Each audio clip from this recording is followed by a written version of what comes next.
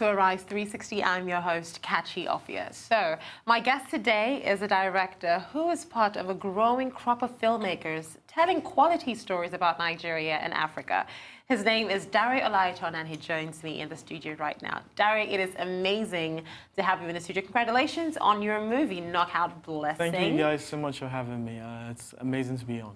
Amazing. Okay, now, I really need to know, Dare, I was reading an article earlier today, and this article said it's really hard for Nollywood to create stars in the system. So I really want to know, what's your take on that? Do you feel like we have a system that doesn't really allow people grow in Nollywood?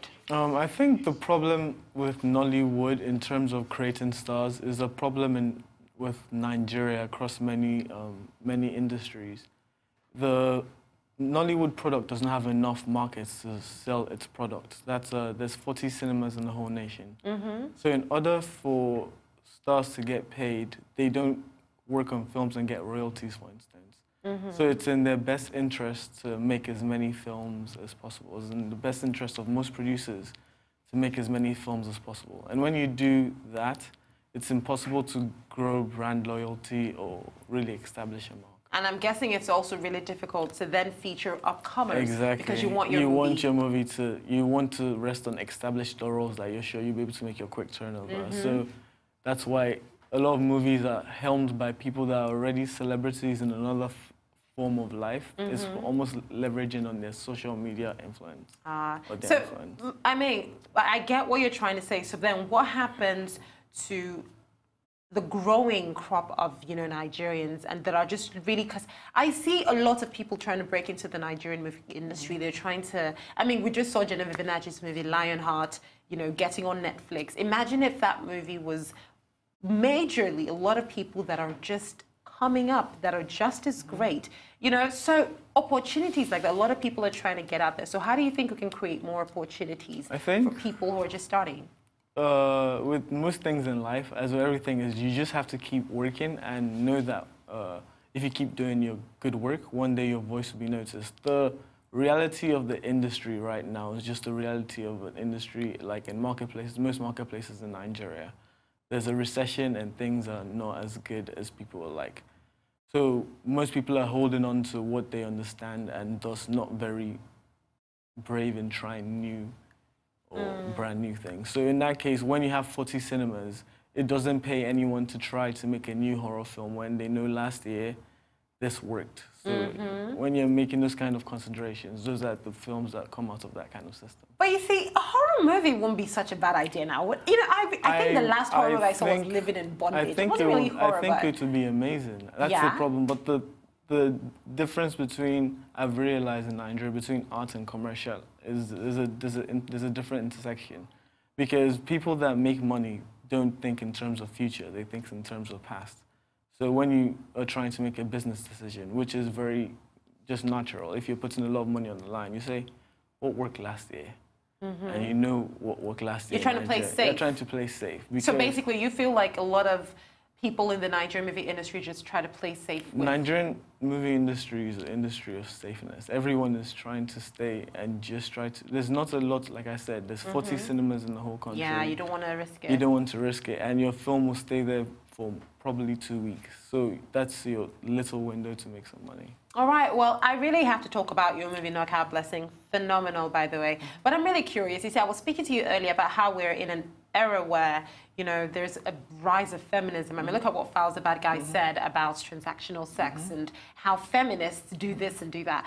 And next, everybody's pouncing on him like, yo, why can't you just say women? Why are you bringing feminists into this situation? So, there's this wave of feminism, wave of Me Too movement, wave of, gender equality, pay parity. And then I noticed with Knockout Blessing, normally you have armed robbers that happen to be men, but this time we had females. So were you trying to tilt that line, and do you think it worked out really well? I think in terms of talking about the new wave of feminism, I think, first of all, if you have common sense as a human being, you should be a feminist, because it just means they're looking for equality between the two sexes, opportunity to have equal access to opportunity. And I think that makes sense to anyone. In terms of the art that is coming out, it's just, art is a reflection of society that surrounds us. So I believe maybe the film came out from that's the society that is going on, because there is a Me Too movement. But I will say the story inception for Knockout Blessing was from a true story I read in The Punch when I was young. There was a Brazilian woman who was a prostitute who decided she would not do prostitution and instead would just lure men in and knock them out. And then she lived in a seaside resort. And the men would be so embarrassed, they never told the police. So when I read that when I was young, that stuck with me, and that was the genesis for that story. For that story, beautiful. So I really have to ask, though, I really loved what you said about, you know, common sense of feminism. So what would you now say? Because from a guy's perspective, you know how they say, oh, okay, you want to be feminist, right? So if we're in the house, for example, and you want to change the bulb, or you're in a sticky situation, since you want to be, you know, equality, you better handle that situation by yourself. What do you think of that? What you mean. I mean, like, for example, you know how they feel like they're gender roles? Like, okay, as a lady, you shouldn't do this. As a guy, you should do this. I don't believe in gender roles. I believe in what they call it, in roles of competence. So if I'm in my house and I want to cook and I'm a better cook than my wife, I will cook the food. If she's better at changing light bulbs, she should change the light bulbs. I believe in letting the best person for the job do the job and allowing opportunities for us to find the best person, regardless of sex, gender, nationality, religion, giving fair opportunity for everyone to get an access to represent and give their talents to the Amazing. world. So do you think this can play out in our Nollywood industry? I feel like change, you cannot avoid change. There are things that happen in the world. The Me Too movement is happening all over the world for a reason, because the world is changing. Yeah. It might take a while for it to get into Nigeria, but I'm sure if you read news stories, you can see already. It's just sweeping in slowly.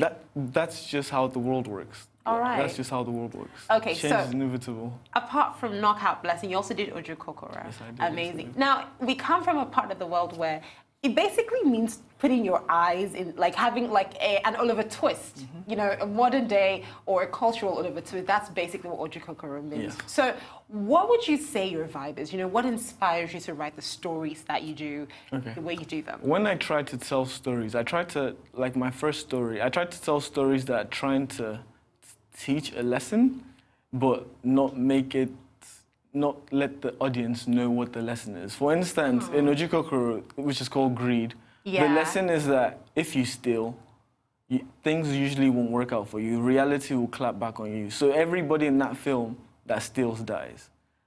The lesson for Knockout Blessing is, in Nigeria, you can work really, really hard to change things, and the government will still destroy your dreams.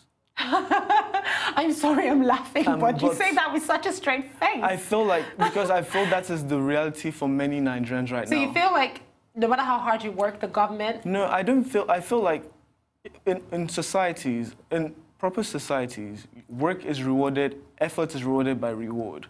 So in a normal society, you can look around and say, okay, this my friend worked hard, and you see him get a promotion, you see him do... And you know, if I keep working hard, one day, that too can be me. Can be me. The problem I believe that exists in Nigerian society is that we do not have enough role models of hard work. If you look at the richest people you know, it's sometimes hard to define how they made their wealth.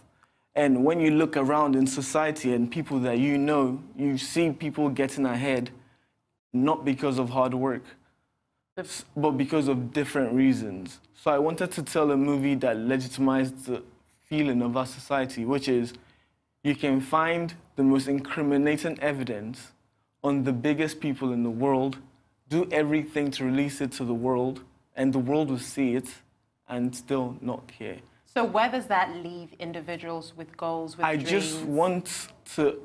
I feel like art should be a reflection on yourself. I want you to see and watch it and say, I do not want to be this apathetic person. Because at the end of the film, if you've seen the film, the film ends with Nigerians reacting to the video they've Do you seen. think we're in that phase right now? You know, a phase where we're about to get into the elections. A lot of people. Do you think we're getting to that phase where Nigerians in general are starting to react? I really don't know. I can only just do my part. That's all I can do in terms of making movies or trying to tell stories. I'm just trying to tell stories that you can watch and have fun, but at the same time live with lessons that are pertinent to the country that we live in right now.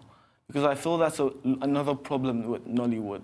A lot of the films that we watch are films that are not a depiction of society. How so? I mean, what movie would you say? I'm just saying, if you watch, they focus on the opulent lifestyles, on the high class living, and when you look at Nigeria, that's. But then you have a movie like Up North. Up North is not. No, I didn't say all movies. I said most. Okay, most. I said most. Okay, I said most. If you look at the general Nigerian Nollywood titles, you can see the aspirational themes. It's usually. All right. Laugh, laugh. Well, yeah. It's all good. So what can we look forward to in the nearest, you know? I really, like I said, I've done 2 heist movies right now. And That's Not Blessing and Ojukokoro. And those were fun. But I think I want to do some horror. Ooh. I want to do some scary stuff. Yeah. Some horror. Yeah. Well, Dari Olaitan, I think you're a very interesting person. We look forward to having you again on Rise 360. And you see, this horror movie, I would really, really be looking out for it. Have you seen Jordan Peele's Get Out? A social commentary horror? That's what I want to do. Okay, Imagine a film where all the house girls in Don't tell us, don't tell us. I'm just giving you ideas. No spoilers whatsoever. We want to be blown away. Anyways, thank you so much, Dari. Thank you so much for having me once again. All right, well, we're going to take another short break now. I'm trying to get, a feeling of what that movie would look like. How about you also think about the same thing too, and stay tuned as well, because on Arise 360, I'll be talking to our correspondent, Afua Adam, and it is all about the Oscars. See you in a bit.